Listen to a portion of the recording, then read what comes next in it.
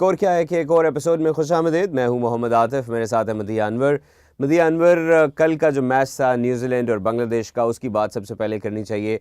बांग्लादेश की टीम खैर इस मरतबा तो बहुत ही आउटस्टैंडिंग परफॉर्मेंस चल रही है उसकी, क्वार्टर फाइनल के लिए भी क्वालिफाई कर चुकी है, लेकिन न्यूजीलैंड जैसी टीम के खिलाफ बांग्लादेश की इतनी अच्छी परफॉर्मेंस, इट वाज अनबिलीवेबल। लगता ही नहीं था ये वो न्यूजीलैंड है जो पिछले 5 मैचेस इतने अच्छी तरह खेल के आई है। जी हाँ, अगर हम देखें जो न्यूजीलैंड के स्टार, जितने भी स्टार्स आप कह लें उनकी टीम के अंदर, टिम साउदी कोई विकेट नहीं ले सके, विटोरी जो हैं वो अपने रिदम में उस तरह से नहीं दिखाई दिए, मैकलम जो है जब उनकी बैटिंग की बारी आई वो नहीं चल सके, कुछ कुछ था जो ठीक नहीं था न्यूजीलैंड के साथ कर। लेकिन दूसरी तरफ बांग्लादेश की हमें बिल्कुल तारीफ करनी पड़ेगी आतिफ। आई वुड से कि बांग्लादेश जो है इस वर्ल्ड कप के अंडरडॉग्स अगर उन्हें कह लीजिए तो बिल्कुल गलत नहीं होगा। आपको याद होगा 96 में श्रीलंका की टीम इसी तरह वर्ल्ड कप के अंदर उभर कर सामने आई थी। इस वर्ल्ड कप में अगर कोई टीम उभर कर सामने आई है तो बांग्लादेश की टीम सामने आई है, और बहुत सारे लोग तो अब ये भी कह रहे हैं कि जो इनका क्वार्टर फाइनल इंडिया के साथ होगा वो भी एक काफ़ी दिलचस्प मैच हो सकता है। जी हाँ, बिल्कुल हो सकता है, क्योंकि बांग्लादेश की टीम फील्डिंग में बहुत अच्छी है, बैटिंग में उनकी कंसिस्टेंट परफॉर्मेंस चल रही है। महमूदुल्लाह की, शकीब उल हसन की परफॉर्मेंस बहुत अच्छी रही है। बीच में चंद मैचेस में वो नहीं चले, लेकिन शकीब उल हसन एक ऑलराउंडर के तौर पर खेलते हैं और जिस नंबर पर आते हैं उस नंबर पर आके उन्होंने ज़रा एग्रेसिव बैटिंग करनी होती है। न्यूजीलैंड को थोड़ा सा मेरा ख्याल है अपनी स्ट्रैटेजी को अब देखना पड़ेगा। जैसे ब्रैंडन मैकलम टॉप पे आके बहुत ही एग्रेसिव खेलने की कोशिश करते हैं, उनको शायद अब थोड़ा सा, क्योंकि अब अगला जो राउंड है उसमें एक गलती जो है वो टूर्नामेंट हाथ से निकाल सकती है, तो ज़रा ब्रैंडन मैकलम को थोड़ी सी रिस्पॉन्सिबिलिटी लेनी होगी और थोड़ा क्रीज पे टिकना होगा। ठीक है, एग्रेसिव खेलें, शुरू के 10 ओवर्स का फ़ायदा उठाएं, लेकिन हर बॉल को रोप से बाहर फेंकने की कोशिश ना करें। जी बिल्कुल, क्योंकि हमने देखा है बहुत सारी टीम्स के साथ ये चीज़ कितनी ख़तरनाक साबित हो जाती है कि अगर आपकी शुरू में विकेटें गिर जाएं तो ऑफ कोर्स आपकी जो बाकी की टीम है उसके ऊपर प्रेशर कुछ ज़्यादा आ जाता है। और जिस तरह कल हमने देखा न्यूजीलैंड के लिए आखिर में देखिए 49वें ओवर में जाकर वो ये मैच जीते हैं, यानी कि ऐसा भी मुमकिन था कि शायद वो 288 का स्कोर ना कर सकते चीफ।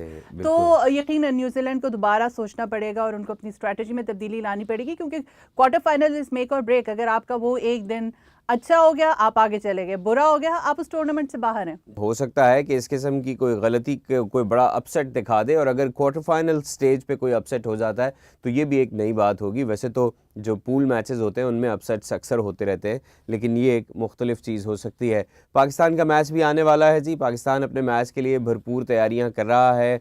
पाकिस्तानी टीम ने डिनर किया जाके एक अफगान रेस्टोरेंट में। आतिफ, मेरा ख्याल में बहुत अच्छी बात है। देखिए इतनी तनकीद हमारी टीम ने भुगताई है पिछले काफ़ी अर्से में, और मुझे लगता है कि शायद मैनेजमेंट भी बहुत शायद कस के रखते हैं।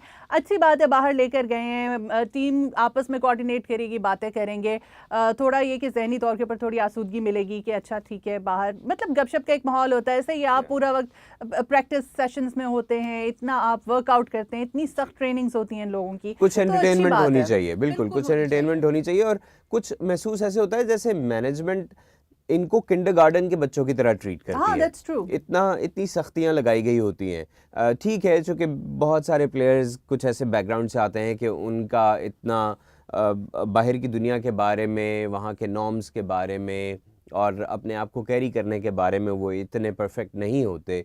बाज़ औक़ात कुछ ऐसे बयानात दे देते हैं जो कि मीडिया बाद में उनके ऊपर ख़ासी कंट्रोवर्सीज़ क्रिएट करता है। लेकिन ये ट्रेनिंग तो घर में दी जानी चाहिए ना, बजाय इसके कि बाहर जाने पर इंटरेक्शन पर पाबंदी लगा दी जाए, मिलने मिलाने पर पाबंदी लगा दी जाए। खैर हम इस पर भी बात करेंगे, लेकिन ये एक बहुत ही अच्छा साइन था पाकिस्तानी टीम का, इकट्ठे होना, बाहर जाना, खाना खाना। और हमारे यहाँ तो मदिया खाना सिर्फ वो खाना नहीं होता ना, ये एक रिवायत का नाम है जिसमें आप बैठते हैं, गपशप लगाते हैं, एक दूसरे से बातचीत करते हैं, कोई ऊंच नीच होती है उसको ख़त्म करने की कोशिश करते हैं, कोई नाराज़गी होती है, कोई गिला होता है उसको ख़त्म करने की कोशिश करते हैं, उसी गपशप पे बैठ के अपने दिल की बातें भी करते हैं। तो ये टीम के लिए बहुत अच्छा हो सकता है, बड़ा रिलैक्सिंग हो सकता है, और खुदा करे कि ऐसा ही हुआ हो उस मैच से पहले। इस मैच का एक तो वैसे ही हम पे बहुत प्रेशर है, बहुत प्रेशर है, बहुत ज़्यादा प्रेशर है। अल्लाह करे कि इसके अच्छे नताइज सामने आए, और कल ये टीम जब मैदान में उतरे तो जो वहाँ पर नताइज देने वो अच्छे नताइज आए हमारे सामने, वो नतीजे अच्छे हों। आयरलैंड के साथ किस्सा देख रहे हैं, अगर हम टॉस जीतते हैं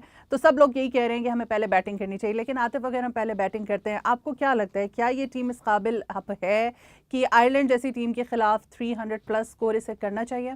बिल्कुल करना चाहिए। देखिए पहली बात तो ये है, जैसे हमने पिछले मैच में बात ही की थी कि जो मैच हम हारे थे आयरलैंड से, वो विकेट ऐसी बनाई गई थी कि उस पे बॉल ने एक एक गज स्विंग करना था। मतलब इतनी मोटी तय थी उसके ऊपर घास की विकेट के ऊपर कि बॉल ने बहुत स्विंग करना था। ये विकेट वैसी नहीं है, बैटिंग अच्छी हो सकती है, लेकिन उसके लिए अब देखिए कल के मैच की एग्जांपल ले लेते हैं हम दोबारा, बांग्लादेश के मैच की। 2 विकेटें 35 पर गिर गई थी उनकी। न्यूजीलैंड जैसा बॉलिंग अटैक है, ट्रेंट बोल्ट बॉलिंग कर रहा है, लेकिन महमूदुल्लाह ने आके और सरकार ने ये अपने ऊपर हावी नहीं होने दिया कि हमारी 2 विकेटें गिर गई हैं। वो बाउंड्री स्कोर करते रहे, हिटिंग करते रहे और उस प्रेशर से बाहर निकल आए। लेकिन हमारे यहाँ ये होगा कि जो ही 1 या 2 विकेटें गिरेंगी, बस लगेगा कि अब बॉल तो कहीं जा ही नहीं सकती, बस ये रुकनी ही है, इसके साथ और कुछ नहीं किया जा सकता। हाँ, होपफुली हम उस चीज़ से बाहर आएँ। देखें, सबसे बड़ी चीज़ ये होगी कि आप स्ट्राइक को रोटेट करें। ये चीज़ इन लोगों को सीखनी पड़ेगी। आई मीन ये चीज़ इनमें होनी चाहिए, ठीक है? आप सिंगल्स लें, देखिए चौके नहीं लगते, इट्स फाइन, लेकिन अगर आप सिंगल्स लेते रहते हैं ना, तो उससे आपका स्कोर बोर्ड आगे जाता जाता है। आपको वो चीज़ ज़रूर करनी चाहिए। कोऑर्डिनेशन बाज़ औक़ात आपको बैट्समैन के दरमियान नहीं नज़र आ रही है। एक रन लेना चाहता है, एक रुका हुआ होता है कि नहीं मुझे तो रन यहाँ पर नहीं लेना। तो वो भी एक ज़रा शायद कोऑर्डिनेशन का, आई होप कि इन लोगों को बहुत टाइम मिला था प्रैक्टिस सेशन के लिए। ये 1 हफ्ते से वहाँ पर हैं एडिलेड में, तो होपफुली है कि इन्होंने अपनी ये सारी खामियां नोट की होंगी, टीम मैनेजमेंट ने नोट की होंगी और इन्हें कहा होगा कि इन पर काबू पाएं। और आयरलैंड की टीम को हमें हवा नहीं बनाना चाहिए। आयरलैंड की टीम इतनी ज़्यादा मुश्किल भी नहीं साबित होनी चाहिए। आतिफ, अगर हम आयरलैंड की टीम को इस तरह से करेंगे तो फिर अगर हम क्वार्टर फाइनल में पहुंचे और क्वार्टर फाइनल में हम ऑस्ट्रेलिया के साथ खेलेंगे, तो फिर हम आगे के मैचेस किस तरह खेलेंगे भला बताइए, अगर हम आयरलैंड से इतना डरेंगे तो। जी देखिए, उसमें कप्तान को ना कप्तान बनना पड़ेगा। कप्तान वैसे तो बहुत अच्छा है, प्रेशर ले लेता है, रिस्पॉन्सिबिलिटी लेता है, लेकिन कप्तान का एक और रोल भी होता है और वो होता है लीडरशिप का। कप्तान लीडर नहीं बन रहा।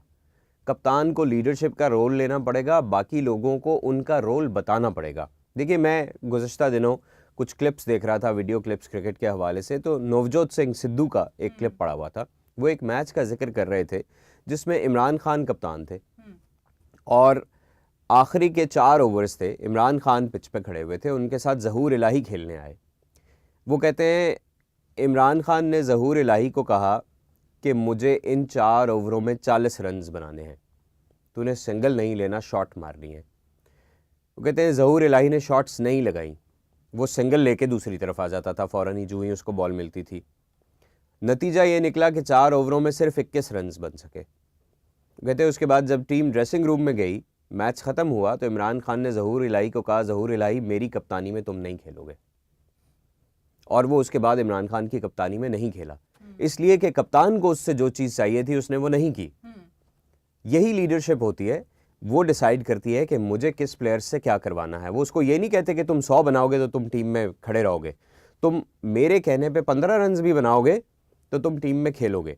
ये कप्तान की लीडरशिप है जो लैक कर रही है। हर कोई आता है, वो 100 बॉलें खेल के 40 रन्स बनाना चाहता है ताकि वो टीम से बाहर ना जाए। हाँ, डेफिनेटली आतिफ, और हमें ये भी सोचना होगा कि हर मैच की सूरत हाल मुख्तलिफ होती है। हर मैच के अंदर हर खिलाड़ी से डिफरेंट रोल की तवक्को की जाती है। लेकिन कप्तान के जहाँ तक रोल की बात है, हाँ आप ठीक कह रहे हैं, लेकिन जो साउथ अफ्रीका का मैच था, मुझे उसमें लगा कि मिसबा की कप्तानी बहुत बेहतर थी। उसमें हमारी फील्ड प्लेसिंग बहुत बेहतर थी माजी की निस्बत। देखें 3 स्लिप्स लगाई हुई थी, गली थी, जो अटैकिंग फील्ड होती है वो उसके अंदर दिखाई दी। तो शायद मिसबा भी कुछ सोच रहे हैं आउट ऑफ द बॉक्स, कुछ अपने और उस मैच में जो साउथ अफ्रीका के साथ पाकिस्तान का मैच था, उसमें मिसबा की बहुत ज़्यादा मुझे इन्वॉल्वमेंट दिखाई दी थी। वो बार बार बॉलर्स के पास जा रहे थे, बात कर रहे थे। मुझे पिछले मैचेस में ये चीज़ नज़र नहीं आई, तो शायद ये एक अच्छा साइन है। आई होप सो, और आई होप ये लीडरशिप क्वालिटी मिसबा आगे कंटिन्यू करें वर्ल्ड कप के जितने भी मैचेस पाकिस्तान ने खेलने हैं उनमें। बहरहाल जी, अगर आप हमारे पोल्स में शामिल होना चाहते हैं तो आप आ सकते हैं urduvoa.com पर, हमारे पोल्स पर आकर बता सकते हैं कि आप किस मैच में किस टीम के साथ हैं, आपके ख्याल में कौन सी टीम जीतेगी। मोहम्मद आतिफ और मदिया अनवर को स्कोर क्या है कि आज के एपिसोड से इजाज़त दीजिए, कल फिर मुलाकात होगी।